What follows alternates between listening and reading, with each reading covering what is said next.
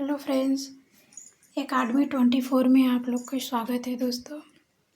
तो दोस्तों हम लोग इस क्लास में सुपर टेट की तैयारी कर रहे हैं जो कि कौशल शिक्षण से है। उसके अंतर्गत जो कुछ टॉपिक है, तो आज का जो टॉपिक है वर्तमान भारतीय समाज एवं प्रारंभिक शिक्षा से कुछ मोस्ट इम्पॉर्टेंट क्वेश्चन हम लोग करेंगे। तो चलिए कि क्लास को स्टार्ट कर देते हैं। आज का पहला देखते हैं क्वेश्चन। शिक्षा का पंचमुखी कार्यक्रम किस आयोग ने दिया? तो शिक्षा का पंचमुखी कार्यक्रम कोठारी आयोग ने दिया। अगला, पंचमुखी कार्यक्रम का प्रथम बिंदु क्या है? पंचमुखी कार्यक्रम का प्रथम बिंदु शिक्षा को उत्पादन से जोड़ना है। अगला, पंचमुखी कार्यक्रम में लोकतांत्रिक मूल्यों की रक्षा किसके द्वारा की जाती है? पंचमुखी कार्यक्रम में लोकतांत्रिक मूल्यों की रक्षा शिक्षा के द्वारा की जाती है। पंचमुखी कार्यक्रम में किसे सुदृढ़ करने पर बल दिया गया? तो सामाजिक तथा राष्ट्रीय एकता को सुदृढ़ करने पर बल दिया गया। पंचमुखी कार्यक्रम में किन मूल्यों के विकास पर बल दिया गया? तो नैतिक, आध्यात्मिक तथा सामाजिक मूल्यों पर विकास पर बल दिया गया। पंचमुखी कार्यक्रम का पांचवा उद्देश्य है सामाजिक आधुनिकीकरण की प्रक्रिया को विकसित करना। अगला, सामाजिक एवं राष्ट्रीय एकीकरण किस आयोग का उद्देश्य है? सामाजिक एवं एकीकरण किस आयोग का उद्देश्य है? तो कोठारी आयोग का उद्देश्य है। सार्वजनिक शिक्षा के लिए किस प्रणाली की अनुशंसा की गई? सार्वजनिक शिक्षा के लिए किस प्रणाली की अनुशंसा की गई? तो सामान्य स्कूल प्रणाली की अनुशंसा की गई। अगला, सामान्य स्कूल प्रणाली किस आयोग ने दी? तो सामान्य स्कूल प्रणाली किस आयोग ने दी? तो कोठारी आयोग ने दिया। सामान्य स्कूल प्रणाली में प्रवेश का आधार क्या होना चाहिए? तो सामान्य स्कूल प्रणाली में प्रवेश का आधार विद्यार्थी की योग्यता होनी चाहिए। सुदृढ़ प्रजातंत्र के लिए आवश्यक क्या है? तो सुदृढ़ प्रजातंत्र के लिए आवश्यक 14 वर्ष तक के बच्चों को निःशुल्क एवं अनिवार्य शिक्षा है। बिना भेदभाव समान अवसर प्रदान करना किसके लिए आवश्यक है? तो प्रजातंत्र की सुदृढ़ता के लिए आवश्यक है। सामाजिक, नैतिक एवं आध्यात्मिक मूल्यों का विकास किसके लिए आवश्यक है? तो एकीकरण के लिए आवश्यक है। प्राथमिक स्तर पर मूल्यों के विकास के लिए कैसी शिक्षा दी जानी चाहिए? प्राथमिक स्तर पर मूल्यों के विकास के लिए रोचक कहानियों के माध्यम से शिक्षा देनी चाहिए। प्राथमिक शिक्षा में पूर्व प्राथमिक शिक्षा की अवधि कितनी होती है? पूर्व प्राथमिक शिक्षा की अवधि कितनी है? तो 1 से 3 वर्ष। निम्न प्राथमिक शिक्षा की अवधि तो 4 से 5 वर्ष। उच्च प्राथमिक शिक्षा की अवधि 3 वर्ष। शैक्षिक अवसरों की समानता का सुझाव किस आयोग ने दिया? शैक्षिक अवसरों की समानता का सुझाव किस आयोग ने दिया? तो कोठारी आयोग ने दिया। शैक्षिक अवसरों की समानता का उद्देश्य क्या है? शैक्षिक अवसरों की समानता का उद्देश्य क्या है? तो समस्त प्राथमिक शिक्षा को निःशुल्क करना।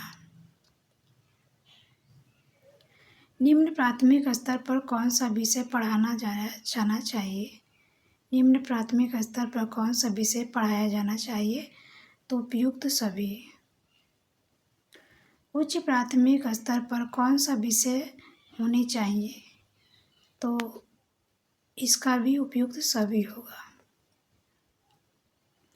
प्राथमिक स्तर पर शिक्षण विधियाँ कैसी होनी चाहिए? प्राथमिक स्तर पर शिक्षण विधियाँ लचीला एवं गतिशील होना चाहिए। मुदालियर आयोग के अध्यक्ष किस विश्वविद्यालय के कुलपति थे? तो मद्रास विश्वविद्यालय के कुलपति थे। आचार्य नरेंद्र देव समिति की रिपोर्ट कब प्रस्तुत की गई थी? तो आचार्य नरेंद्र देव समिति की रिपोर्ट 1953 में प्रस्तुत की गई थी। मुदालियान आयोग किस शिक्षा से संबंधित है? तो माध्यमिक शिक्षा से संबंधित है। 1939 में आचार्य नरेंद्र देव समिति ने अपनी रिपोर्ट की शिक्षा पर प्रस्तुत किया, तो प्राथमिक तथा माध्यमिक शिक्षा पर प्रस्तुत किया था अपनी रिपोर्ट। सामान्य स्कूल प्रणाली का उद्देश्य क्या है? तो सभी को समान अवसर देना। कोठारी आयोग ने भारतीय भाषाओं के लिए सुझाव क्या दिया था? तो रोमन लिपि ने वो अपने सुझाव दिए थे। लोकतांत्रिक मूल्यों की रक्षा का सबसे प्रभावी माध्यम क्या है? तो शिक्षा है। कोठारी आयोग का प्रमुख लक्ष्य क्या था? तो कोठारी आयोग का प्रमुख लक्ष्य राष्ट्रीय विकास एवं सामाजिक परिवर्तन था। भारतीय शिक्षा के क्षेत्र का पुनर्गठन किस आयोग ने किया? तो राष्ट्रीय शिक्षा आयोग ने किया था। कोठारी आयोग ने भारतीय भाषाओं के लिए किस नीति की सिफारिश की? तो त्रिभाषा सूत्र की सिफारिश की। सामाजिक एवं राष्ट्रीय एकीकरण के लिए किस पर बल दिया गया? तो लोक शिक्षा की सामान्य प्रणाली पर बल दिया गया। राष्ट्रीय चेतना को प्रोत्साहन देने की बात किस आयोग ने की? तो कोठारी आयोग ने की। शिक्षा के सभी स्तरों पर किसे पाठ्यक्रम का अभिन्न अंग बनाने की सिफारिश की गई? तो राष्ट्र सेवा। राज्यों के शिक्षा मंत्री के सम्मेलन में श्रीमती इंदिरा गांधी ने भाग कब लिया था? तो 2 जून 1981 में भाग ली थी। आधुनिक शिक्षा किस पर आधारित है? तो विज्ञान एवं तकनीकी पर आधारित है। प्राथमिक शिक्षा शैक्षिक अनुभवों को प्रयोग में लाना चाहिए, यह कथन किसका है? तो the handbook for teachers of elementary का है। प्राथमिक शिक्षा का इतिहास प्रारंभ किस काल से माना जाता है? तो ब्रिटिश काल से माना जाता है। प्राथमिक शिक्षा का प्रारंभ किसने किया? तो मिशनरियों ने किया था। ईस्ट इंडिया कंपनी ने प्राथमिक शिक्षा के लिए पहला प्रयास कब किया? तो 1813 के चार्टर अधिनियम के बाद किया था। सर्वप्रथम सर्वसाधारण के लिए शिक्षा का प्रबंध किसके बाद किया गया? तो 1854 के वुड्स डिस्पैच शिक्षा के प्रबंधन में किया गया था। प्राथमिक शिक्षा का अभिप्राय है तो 5 से 7 वर्ष की शिक्षा। शिक्षा समाज का क्या है? तो एक गतिशील पहलू है। शिक्षा सामाजिक परिवर्तन का क्या है? तो एक माध्यम है।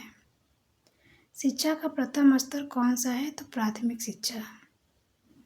गांधी जी प्राथमिक शिक्षा को क्या कहते हैं? तो बेसिक शिक्षा कहते हैं। गांधी जी बेसिक शिक्षा किस आयु वर्ग के लिए थी? तो 7 से 14 वर्ष तक अनिवार्य निःशुल्क बच्चों के लिए थी। बेसिक शिक्षा किससे संबंधित थी? तो हस्तकला से संबंधित थी। बेसिक शिक्षा का मुख्य उद्देश्य क्या था? तो छात्रों को आत्मनिर्भर बनाना था। गांधी जी की विचारधारा किससे प्रभावित थी? तो आदर्शवाद से प्रभावित थी। आदर्शवाद किस पर बल देता है? आध्यात्मिक मूल्यों के विकास पर बल देता है। गांधी जी ने आध्यात्मिक मूल्यों के साथ किस पर बल दिया? तो व्यावसायिक शिक्षा पर बल दिया। व्यावसायिक शिक्षा क्यों आवश्यक है? तो भविष्य में व्यवसाय के चयन के लिए आवश्यक है। शिक्षा से मेरा तात्पर्य यह कथन किसका है? शिक्षा से मेरा तात्पर्य यह कथन महात्मा गांधी का है। प्राथमिक शिक्षा का उत्तरदायित्व स्थानीय संस्थाओं को देने की सिफारिश किसने की? तो 1882 में भारतीय शिक्षा आयोग हंटर आयोग ने सिफारिश की। भारतीय शिक्षा आयोग हंटर आयोग का गठन कब हुआ? तो 1882 में हुआ था। कोठारी आयोग ने किसे राष्ट्रीय एकता का आधार माना? तो शिक्षा को। त्रिभाषा सूत्र किस आयोग की देन है? तो कोठारी आयोग की देन है। गांधी जी बेसिक शिक्षा का प्रमुख आधार क्या था? गांधी जी की बेसिक शिक्षा का प्रमुख आधार हस्तकला एवं कार्य आधारित था। तो दोस्तों आज हमने अपनी क्लास में 60 क्वेश्चन देखे जो कि मोस्ट इम्पोर्टेंट थे। दोस्तों आज की अपनी क्लास यहीं समाप्त करते हैं। अगले क्लास में मैं और कोई टॉपिक लेकर आप लोगों के लिए आऊँगी। तो आज के लिए इतना ही। नमस्कार दोस्तों।